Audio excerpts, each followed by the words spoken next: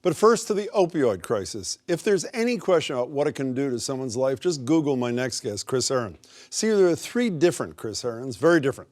There's the basketball star, guard at, yes, Durfee High, then BC and Fresno State, then in the pros with the Nuggets and Boston Celtics. There's also Chris Herren, the addict. As some of you may know, I have been battling a personal problem for the past 4 years. This is a winnable battle, and one I haven't won. But I'm here today to tell everyone that I've had a setback and that I've slipped up. And then there's the man he is today, the anti-drug crusader with his organization, the Herren Project. Chris, it's great to meet you. Thanks so much for being here. Thanks When you for see having me. pictures of yourself on the court, you're one of the best ever to play in the state. What does it conjure up in your head? What do you think of? You know, it's always good to see. It's more important to my son than it is to me, you know, to sit down and let him see that footage. But it was good times. But when you see your picture sitting next to Jerry Tarkanian, how old are you? 20 years old or something? 21. 21 years old, national press conference admitting you have all these addiction problems. And then we know all these stories. You're a Celtic. You leave right before the game, you got to the parking lot in uniform to score, what was it, OxyContin? Mm-hmm. When you see that video or you hear those stories, what does that do to you? It's tough. It's tough to hear. It's tough to watch. Unguarded isn't easy to sit down. That's the name of the documentary. Yeah. You know, I speak around 200 times a year, and my introduction to the crowd is a 5-minute clip of Unguarded, and I stay outside. You know, it's never going to be easy to hear. You know, one more thing about that. Do you tell the story to people about when one of your drug counselors, one of your many drug counselors, said to you, maybe the best thing is for your family to be told you're dead so they can just move on with their lives? I end it that way. Because to me that was extremely powerful, that he had the courage, probably not the clinical way to go about it, but he had the courage to tell me that I should cut my kids loose and I should let them live. Do you blame anybody but yourself for this? I don't blame anybody. Nobody. It's all you. Absolutely not. I don't. It's me.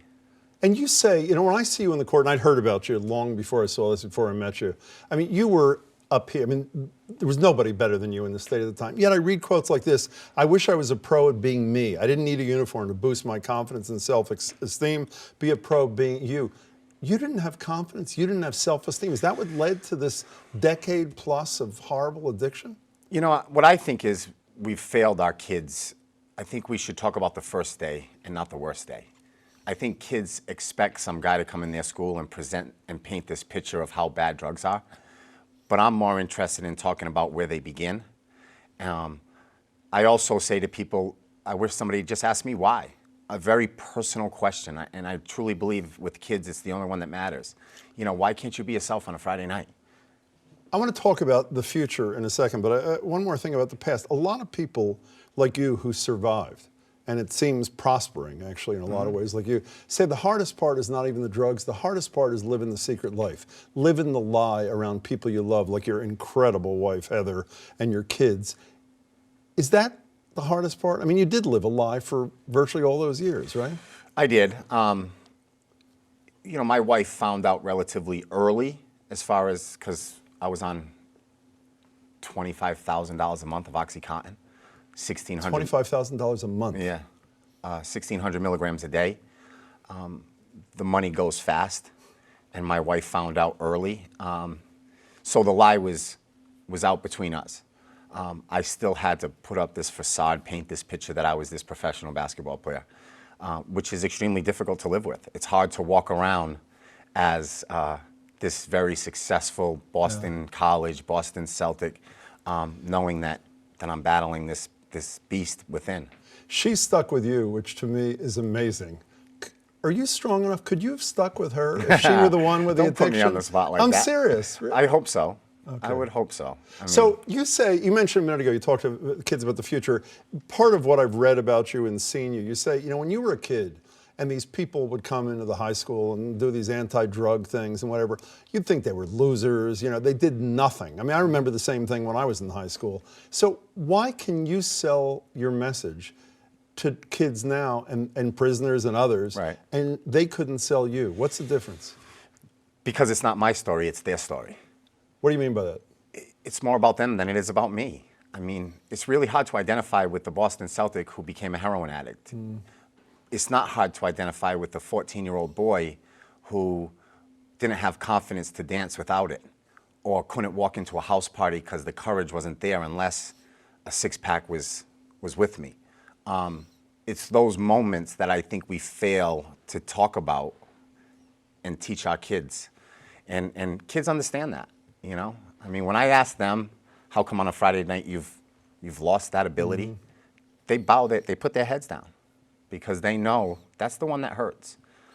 And is this working? I mean, it seems, when I just, again, from afar, see these audiences, the reaction, again, whether it's some guy in jail for a couple of dozen years or some high school kid, or I see people in, military people in uniforms, it seems like they really connect. Is it as good and successful as it appears to be from afar? I hope so. I really do. Did you ever think you had this in you? I mean, this isn't what you set out to be. No, I didn't. But I was one. One family helped me. And look what that's done. Chris Mullin and his wife Liz. Great basketball star, Hall of Famer too, right? Right. Reached out to me and gave me a second chance. And I want to pass that on. I want to pay that forward. So. And an alcoholic, we should say he is. So he has firsthand experience. It's not just charitable. Right. He knows. Recovering. He knows. Excuse me, a recovering alcoholic. Yes. So what else do you do with the Herren project? And why'd you create this thing? Why'd you decide to do this thing? I created it because of the Mullins. I knew what it was like to be a guy in an emergency room that had no place to go. I remember walking out of that emergency room in Fall River, contemplating suicide. I did not want to walk through my front door and look my kids in the eye and tell them Daddy overdosed again. So I knew that feeling, and I knew that I was helpless, and there was no place to go, and if it wasn't for them, I probably wouldn't be here today. So I wanted that. I wanted to be part of that solution for people. So you're helping scores of other people who are suffering through what you suffered through today through the Herren Project. I try. You know, we assist families. We scholarship families who can't afford treatment. We navigate their way. Which is absurdly expensive, and they're not enough beds. Absolutely. 10, 15, 20,000 bucks a month for some of this stuff. And we handle the navigation process for them. Most families wake up, they're not ready for a phone call from a doctor to say, your son just overdosed. Couple of quick things for you. You know that the politicians, in bipartisan fashion in the state, are obsessed with this opioid crisis now. Governor has proposed 72-hour involuntary commitment, no court order, for an addict that comes in if a doctor or a healthcare professional deems it appropriate. Is that a good idea? You know, not to toot my own horn, but I think I brought that to the governor's Is that attention. true to Charlie Baker? Yes. Really? Because my thing is I almost killed myself. But if you walk into an emergency room and you say you're contemplating suicide, you're held for 72 hours.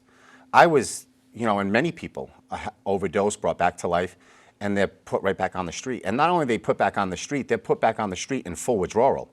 Narcan puts you in a full withdrawal.